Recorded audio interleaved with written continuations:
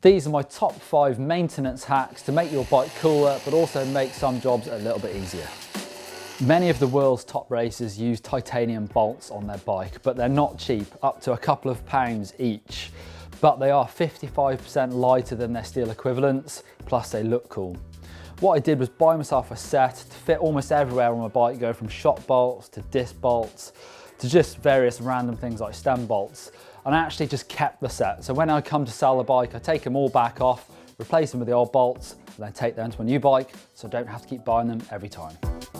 Number 2, if you don't like riding with a backpack or with a saddle bag, take some inspiration from the top enduro racers and actually tape your spare inner tube to your frame.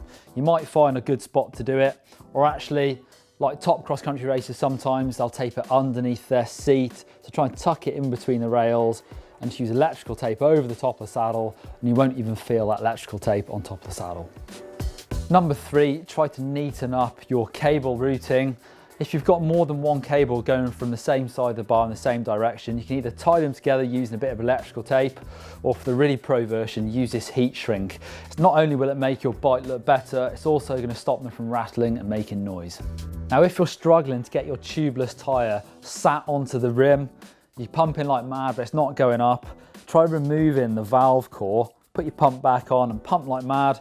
You're gonna get a much better flow of air through there. Hopefully that's gonna pop your tyre onto the bead. Obviously, when you take that pump off, it's gonna go flat again. But hopefully that bead will stay sat into the rim. So put the core back in and you should have much better luck. If your hydraulic brakes are feeling a little bit spongy, a great temporary fix is just to zip tie it tight to the bar overnight. That's going to force all the fluid down and in, and all the air bubbles up and into the master cylinder where that's going to deal with it. Overnight, this should make the brake feel a lot better, but ultimately you'll still need to give that brake a bleed at some point, but this is a great temporary fix. So there's our 5 simple maintenance hacks. Do you guys have any? Leave them in the comments down below.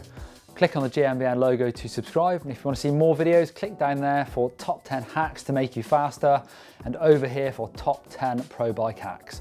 Give us a thumbs up if you like this video.